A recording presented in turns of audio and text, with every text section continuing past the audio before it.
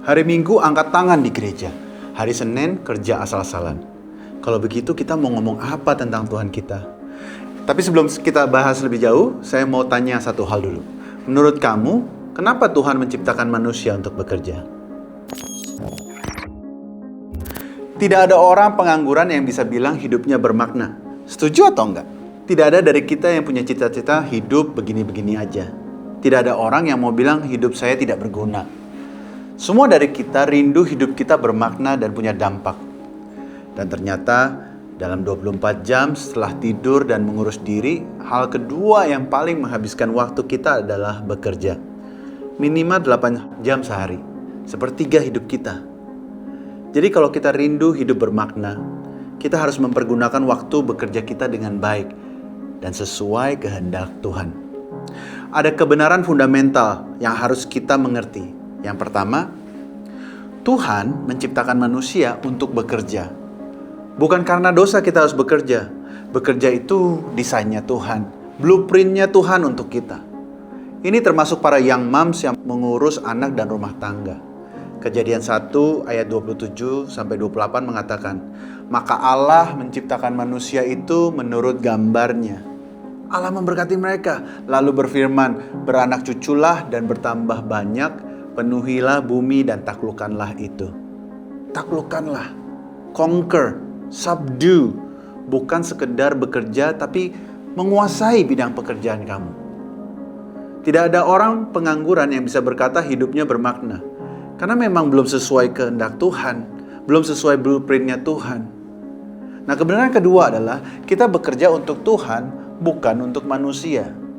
Ada ayat yang menarik mengatakan di Kolose 3 ayat 23, apapun yang kamu perbuat, perbuatlah dengan segenap hatimu seperti untuk Tuhan dan bukan untuk manusia.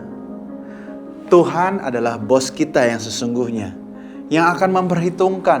Jadi jangan sembarangan loh, jangan asal-asalan dalam bekerja. Pada saat kita sedang berpacaran, muliakan Tuhan. Pada saat kita meniti karir, muliakan Tuhan.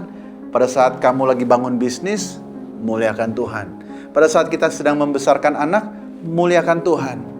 Di musim kehidupan apapun, muliakan Tuhan. Dan kalau kita lakukan ini, pekerjaan kita bisa jadi medan pelayanan kita yang efektif. Dari dulu, dari saya melayani di ibadah anak muda dan sekarang di dewasa muda yang professionals, saya selalu tanamkan satu hal. Layanilah Tuhan di dalam duniamu. Baik itu sebagai akuntan, lawyer, entertainer, designer, kontraktor, dokter, entrepreneur, apapun itu. Jadikan kantormu ladang pemberitaan Injil.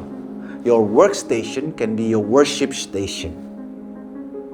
Martin Luther, bapak gereja di era reformasi pernah bilang begini, tukang sepatu Kristen itu bukan membuat sepatu Kristen, dia membuat sepatu yang sangat baik untuk customernya. Masalahnya seringkali orang Kristen justru tidak jadi berkat di tempat kerja mereka. Maka tidak heran Gandhi pernah bilang, I like your Christ, but I don't like Christians. Itu sindiran klasik. Atau mungkin sindiran berikutnya yang cukup klasik di masa ini adalah hari Minggu angkat tangan dan berlagak suci. Tapi hari Senin sampai Sabtu sifatnya mengecewakan. Oleh karena itu, kalau kita mau memuliakan Tuhan dan hidup bermakna, kita harus bekerja dengan memberikan yang terbaik. Nah, sekarang saya mau masuk ke dalam hal yang praktis. Bagaimana kita bisa memberikan yang terbaik di tempat pekerjaan kita? Ada dua area yang harus kita mengerti. Yang pertama adalah etika, dan yang kedua adalah etos bekerja. Etika bekerja berbicara tentang hubungan kita dengan orang lain. Pertama, contohnya adalah integritas kita. Jangan mencuri waktu untuk kita main sosial media di jam pekerjaan. Apalagi mencuri uang operasional, uang di bawah meja, apapun itu. Janganlah kita lakukan itu, teman-teman. Kolose 3 ayat 22 mengatakan, hai hamba-hamba, taatilah Tuhanmu yang di dunia ini dalam segala hal. Jangan hanya di hadapan mereka saja untuk menyenangkan mereka, melainkan dengan tulus hati karena takut akan Tuhan. Etika bekerja yang berbicara tentang yang kedua, ramah terhadap orang lain. Dalam bisnis online saya, ada customer yang langsung caci maki waktu staff saya kurang kirim barang. Setelah dikirim dia bilang, urusan kita sudah selesai, tapi saya tunggu kamu di akhirat. Waduh, sampai segitunya ya. Tapi kita tetap harus ramah terhadap orang lain. Titus 3 ayat 2 mengatakan, janganlah mereka memfitnah, janganlah mereka bertengkar, hendaklah mereka selalu ramah dan bersikap lemah lembut terhadap semua orang. Etika yang ketiga yang mungkin kita bisa jaga adalah bekerja dengan ketulusan. Teman-teman, jangan bermain politik. Tidak perlu sikut kiri, sikut kanan. Tulus. Karena kita akan mempertanggungjawabkan segala yang kita lakukan di hadapan Tuhan yang Maha Adil. 1 Petrus 2 ayat 1 mengatakan, karena itu buanglah segala kejahatan, segala tipu muslihat, dan segala macam kemunafikan, kedengkian, dan fitnah.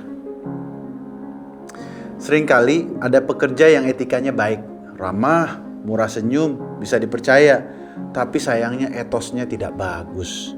Banyak orang Indonesia ramah, dan kita terkenal orang yang ramah, tapi banyak dari kita yang tidak perform secara skill. So, etos bekerja berbicara tentang bagaimana kita perform di dalam pekerjaan kita. Yang pertama, kita harus memiliki yang namanya ketangguhan, berani kerja keras, tidak mudah baper, tidak mudah quit. Sayangnya banyak orang Kristen yang mudah menyerah dan mau hasil instan. Amsal 14 ayat 23 mengatakan, dalam tiap jeripaya ada keuntungan, tetapi kata-kata belaka mendatangkan kekurangan saja. Etos bekerja yang kedua, kita harus bisa menuntaskan tanggung jawab kita. Kerja itu harus tuntas loh. Jangan setengah matang lalu kita nonton Netflix. Itu salah satu faktor kenapa SDM di Indonesia belum unggul. Tidak bisa menuntaskan tanggung jawab. Lukas 16 ayat 10 mengatakan, barang siapa setia dalam perkara-perkara kecil, ia setia juga dalam perkara-perkara besar. Yang ketiga, selalu ingin belajar. Buang kalimat, saya tidak bisa, dan ganti dengan, saya akan cari tahu dulu ya Pak, saya akan pelajari masalah ini. Amsal 18 ayat 15 mengatakan, hati orang berpengertian memperoleh pengetahuan, dan telinga orang bijak menuntut pengetahuan. Dan Amsal 22 ayat 29 dikatakan, pernahkah engkau melihat orang yang cakap dalam pekerjaannya? Di hadapan raja-raja ia akan berdiri. You know, your income will grow when you grow. Ada yang namanya 10,000 hour rule. The Beatles katanya tampil live di pub-pub di sekitar Eropa lebih dari 1.200 kali sebelum mereka menjadi world sensation. Bill Gates mulai coding dari sejak dia umur 13 tahun. Dan Cristiano Ronaldo, dia latihan di gym 4 jam sehari selama 5 hari seminggu. Itu di luar latihan sepak bolanya loh. Bayangkan. Itu artinya tidak ada yang instan. Dan saya sendiri mengalami ini. Background saya yang belajar tentang construction, Tuhan bawa saya ke dunia digital economy. Saya mulai dari nol, belajar dari YouTube, bertanya kepada orang lain, ikut seminar, dan pelan-pelan Tuhan memperlengkapi saya. Kalau kita setia belajar dan bekerja keras, Tuhan akan memperlengkapi kita di area yang bahkan belum pernah kita bayangkan. Jadi ingat teman-teman, Tuhan menciptakan kita untuk bekerja, itu desainnya loh, bukan kutukan. Kita bekerja untuk Tuhan, bukan untuk manusia. Dan kalau kita bekerja dengan etika dan etos yang benar, pekerjaan kita menjadi ibadah.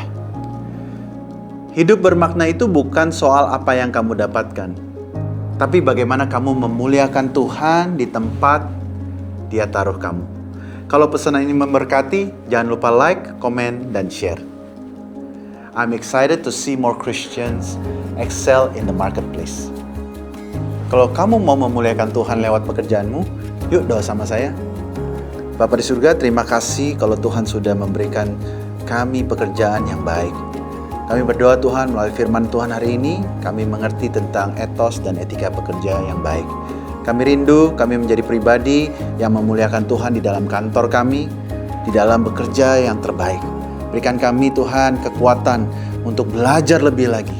Berikan kami Tuhan integritas supaya kami boleh mempunyai hubungan yang baik dengan orang-orang di sekitar kami. Tuhan pakai our workstation to be our worship station. Terima kasih Tuhan Yesus, kami berdoa di dalam satu nama Yesus. Amin.